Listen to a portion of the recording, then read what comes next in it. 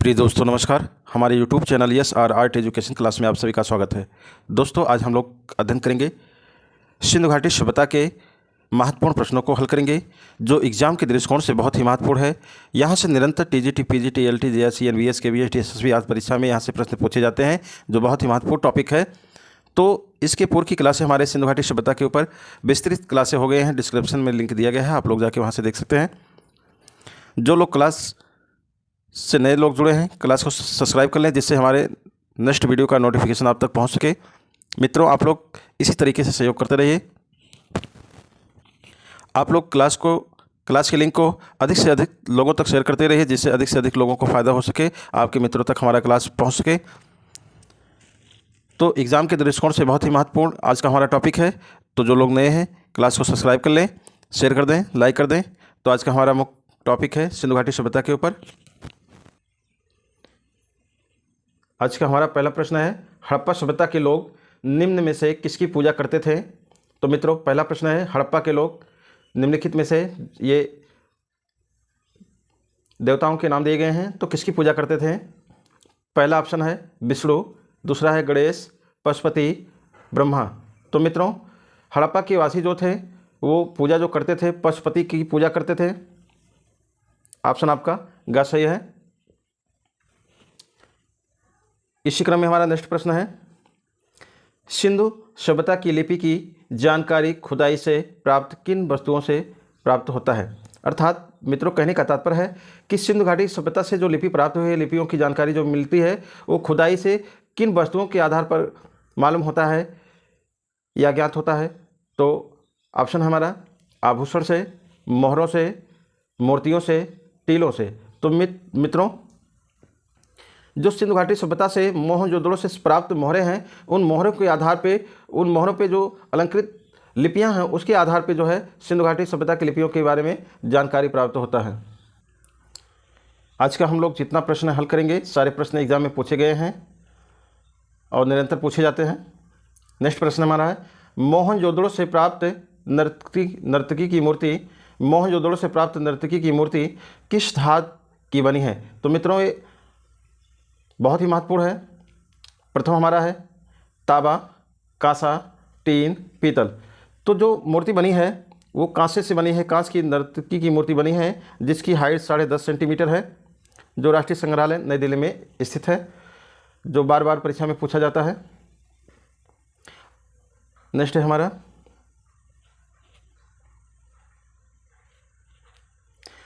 मोहनजोदड़ो स्नानागार के पूर्व में स्थित स्तूप का निर्माण किस काल में किया गया था या किया गया?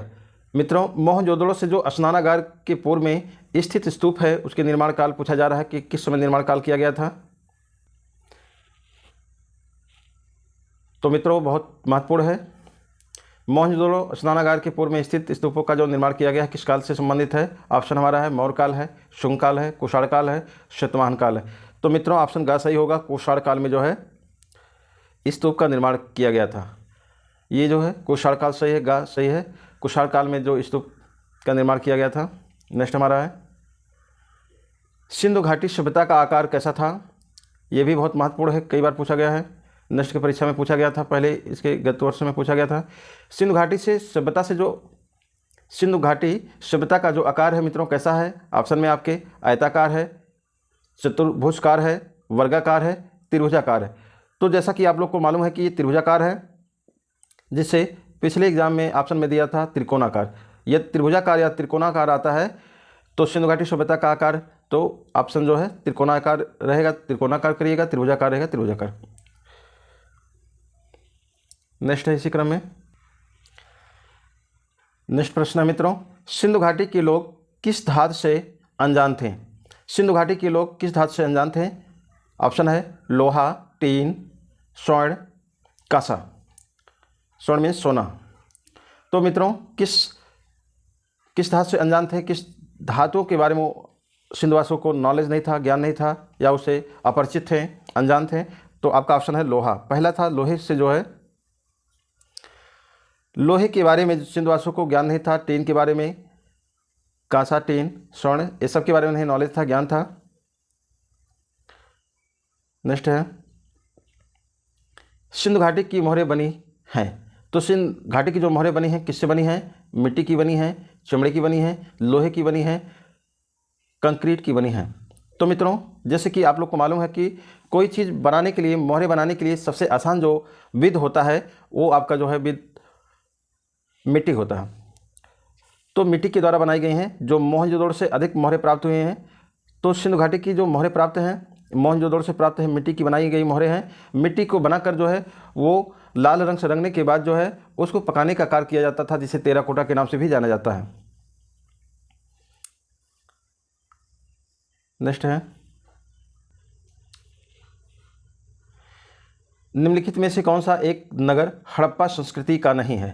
तो मित्रों, निम्नलिखित में से कौन सा एक नगर है जो हड़प्पा संस्कृति से नहीं संबंधित है? इसका संबंधता जो है हड़प्पा से नहीं है। तो कालीबंगा ये भी है, कालीबंगा भी है, बनवाली भी है,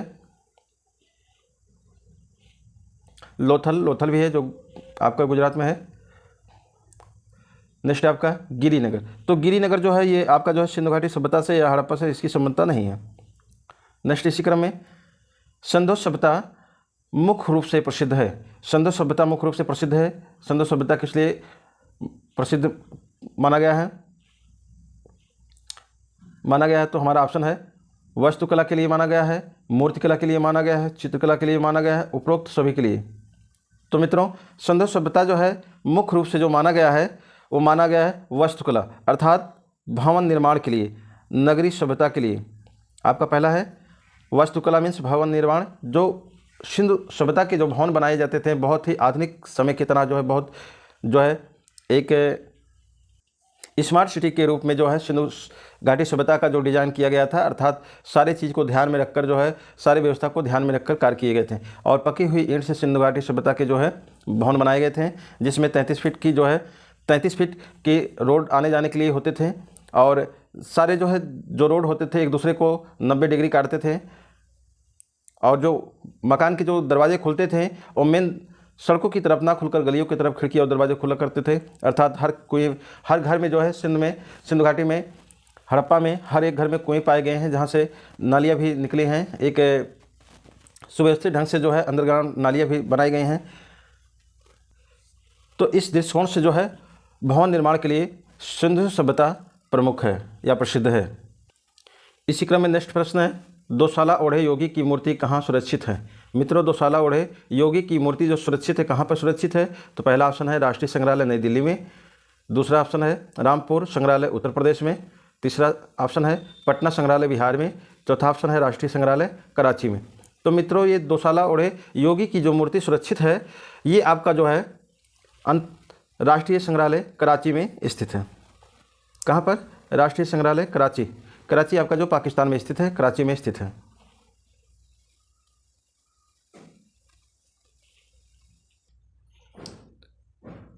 नेक्स्ट हमारा प्रश्न है, सिंधु सभ्यता प्रसिद्ध स्नानागार कहाँ से प्राप्त होता है? तो सिंधु सभ्यता का जो प्रसिद्ध स्नानागार है प्राप्त होता है, ऑप्शन है चहोदड़ो, तक्षशिला, हड़प्पा, मोहनजोदड़ो।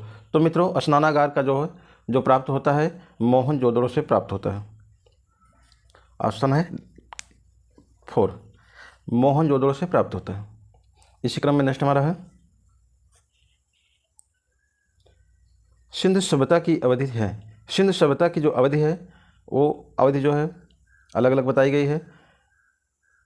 सिंधु सभ्यता की जो अवधि मानी गई है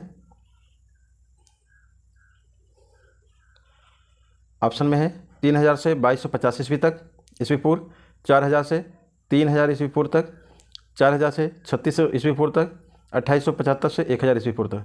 तो मित्रों, विद्वानों के अनुसार जो माना गया है वो आपका माना गया है 3000 से 2250 ईस्वी तक। नेक्स्ट हमारा प्रश्न है, प्रथम धातु मूर्ति किस सभ्यता से प्राप्त हुई? प्रथम धातु मूर्ति किस सभ्यता से प्राप्त होता है मित्रों? ऑप्शन है वैदिक सभ्यता से, सिंधु सभ्यता से, मौर्य सभ्यता से, गुप्त सभ्यता से। तो हमारा ऑप्शन है सिंधु सभ्यता से। कहाँ से? सिंधु सभ्यता से प्राप्त होता है। सिंधु सभ्यता से प्राप्त होता है धातु की मूर्ति। नेक्स्ट है, सिंधु सभ्यता की सबसे प्रमुख विशेषता थी। सिंधु सभ्यता की सबसे प्रमुख विशेषता कौन सी थी? ऑप्शन है अर्थव्यवस्था, धार्मिक जीवन, तीसरा नगर योजना, सामाजिक जीवन। तो सिंधु सभ्यता का जो प्रमुख जो विशेषताएं क्या थी? प्रमुख विशेषताएं जो थी नगर नियोजन या नगर योजना। चूँकि हड़प्पा सिंधु की जो भी सारे स्थलें हैं, जो 6 प्रमुख स्थलें बताए गए हैं, सारे जो है नगरीय योजना के अंतर्गत आते हैं, नगरीय नियोजन के माध्यम से बनाए गए हैं। इसी क्रम में नेक्स्ट हमारा प्रश्न है, पुरातात्विक महत्व का स्थल लोथल कहाँ स्थित है? पंजाब में, उत्तर प्रदेश में, गुजरात में, महाराष्ट्र में। तो मित्रों लोथल स्थित है गुजरात राज्य में, लोथल स्थित है। नेक्स्ट इसी क्रम में, सर्वप्रथम उत्खनन कार्य किस स्थान पर हुआ? मित्रों सर्वप्रथम उत्खनन कार्य किस स्थान पर हुआ? ऑप्शन है हड़प्पा, सिंधु, मोहनजोदड़ो, चहुंदड़ो। तो हमारा ऑप्शन है हड़प्पा। हड़प्पा में सर्वप्रथम जो है उत्खनन कार्य हुआ था दयाराम साहनी के द्वारा 1921 में हड़प्पा की खुदाई की गई थी सर जॉन मॉर्सल की अध्यक्षता में। नेक्स्ट प्रश्न है, हड़प्पा में मिट्टी के बर्तन पर किन रंग का प्रयोग हुआ है? तो मित्रों हड़प्पा में जो मिट्टी के बर्तन पर किन रंग का प्रयोग हुआ है? ऑप्शन है सफ़ेद, काला, पीला, लाल। तो लाल रंग से जो है कार्य किया गया है। हड़प्पा में मिट्टी के बर्तन बनाने के बाद, सुखाने के बाद, लाल रंग से रंगने के बाद उसे पकाने का कार्य किया जाता था। हड़प्पावासी इस विधि से कार्य करते थे, तो लाल रंग का प्रयोग किया गया है। नेक्स्ट प्रश्न है, हड़प्पा का संबंध किससे है? तो हड़प्पा का संबंध पूछा जा रहा है किससे है? मिस्र से है, ईरान से है, ग्रीक से है, इंडस वैली से है। तो मित्रों हड़प्पा का जो संबंध है इंडस वैली सिविलाइजेशन से है। नेक्स्ट इसी क्रम में, सिंधु सभ्यता से प्राप्त पूर्ण परिपक्वता प्रमाणिक कितने स्थल को नगरों की संज्ञा दी जाती है? तो मित्रों सिंधु सभ्यता से जो प्राप्त हैं विभिन्न स्थल जो हैं, जो नगरों की संज्ञा दी जाती है, तो कितने स्थल को नगरों की संज्ञा दी जाती है? ऑप्शन है 8 है, 6 है, 4 है, 2। तो 19 का आपका जो है खास सही है। 6 स्थलों को जो है नगरों की सभ्यता दी जाती है, संज्ञा दी जाती है। नेक्स्ट प्रश्न है, सिंधु सभ्यता की खोज किसने की थी? सिंधु सभ्यता की खोज मित्रों किसने की थी? ऑप्शन है शिव साय, जॉन मार्शल, दयाराम साहनी, राखालदास बनर्जी। तो सिंधु घाटी सभ्यता की जो खोज की थी वो आपका खोज हुआ था सर जॉन मार्शल के द्वारा हुआ था। इन्हीं की अध्यक्षता में हड़प्पा की खोज दयाराम साह ने 1921 में किया था। राखालदास बनर्जी ने 1922 में मोहनजोदड़ो की खोज सर जॉन मार्शल की अध्यक्षता में किया था। नेक्स्ट है, हड़प्पा संस्कृत के अवशेष कहाँ पर स्थित हैं? हड़प्पा संस्कृत के अवशेष कहाँ पर स्थित हैं? ऑप्शन है अफगानिस्तान, पाकिस्तान, नेपाल, चीन। तो हड़प्पा से जो प्राप्त जो अवशेष हैं आपको मिलते हैं कहाँ पर मिलते हैं? पाकिस्तान में संग्रहित है, पाकिस्तान से प्राप्त होते हैं हड़प्पा के अवशेष। इसी क्रम में नेक्स्ट हमारा प्रश्न है, धातु निर्मित नर्तकी की मूर्ति कहाँ पर प्राप्त होता है? धातु की निर्मित नर्तकी की मूर्ति कहाँ से प्राप्त होता है? ऑप्शन है हड़प्पा, रायगढ़, मोहनजोदड़ो, बेल्लारी। तो नर्तकी की जो मूर्ति प्राप्त होता है मित्रों 22 का आपका जो है घा है, मोहनजोदड़ो से प्राप्त होता है। जितने भी सारे मोहर हैं, मोहरों की नाम आए तो मोहनजोदड़ो से प्राप्त होते हैं। और जिसकी हाइट नर्तकी की द डांस गर्ल के नाम से जाना जाता है नर्तकी की मूर्ति की, जिसकी हाइट जो है 10.5 सेंटीमीटर है, जो राष्ट्रीय संग्रहालय नई दिल्ली में संग्रहित है और मोहनजोदड़ो से प्राप्त हुआ था। नेक्स्ट है, भारतीय कला का सबसे प्राचीन केंद्र है। भारतीय कला का सबसे प्राचीन केंद्र है नंबर 1 अजंता, नंबर 2 खजुराहो, महाबलीपुरम, सिंधु घाटी की सभ्यता।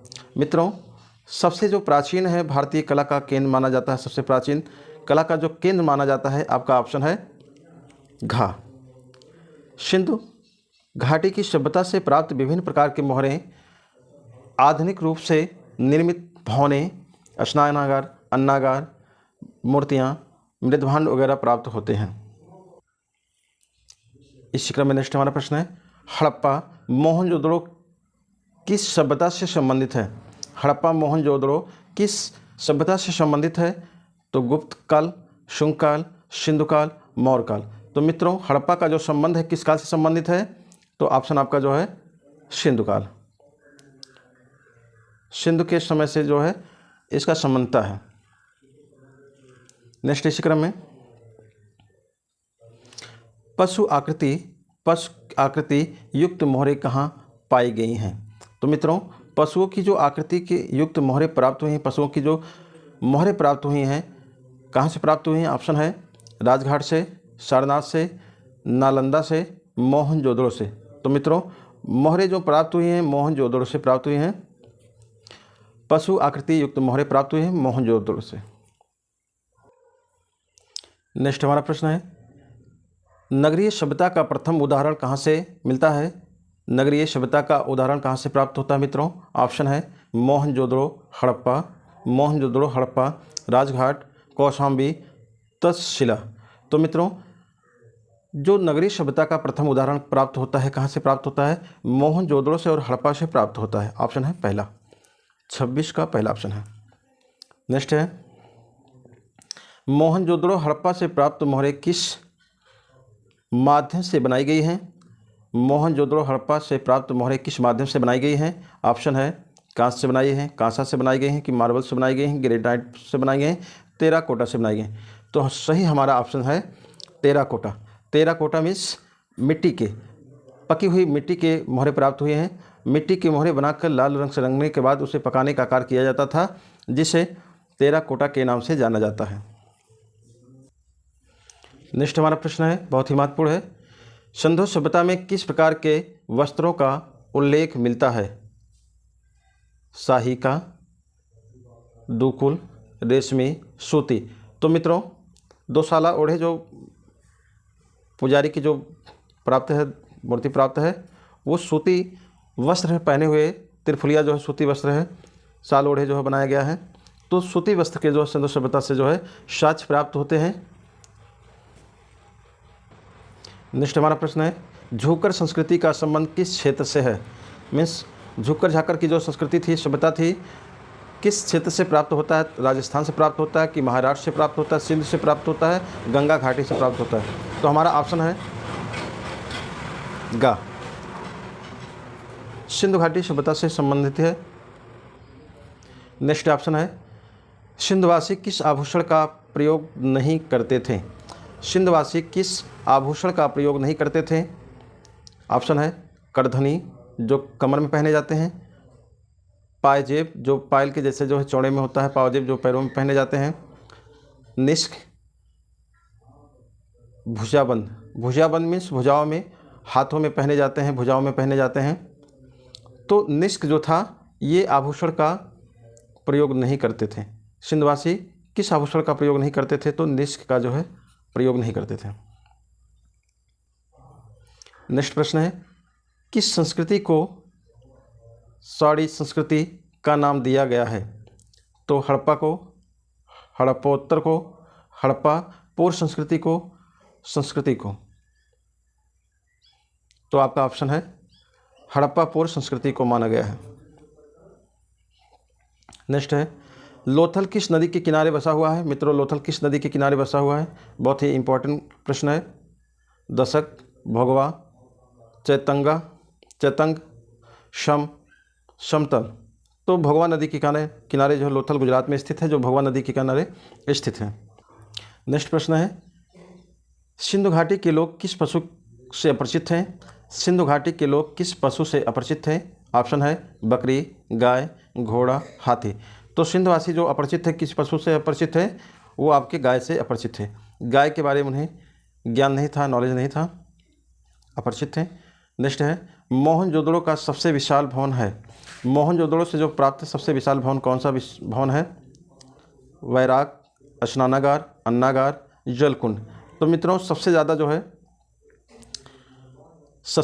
है भव्य जो इमारत है, जो विशाल भवन है, वो आपका अन्नागार है, जिसकी लंबाई 45.71 मीटर है,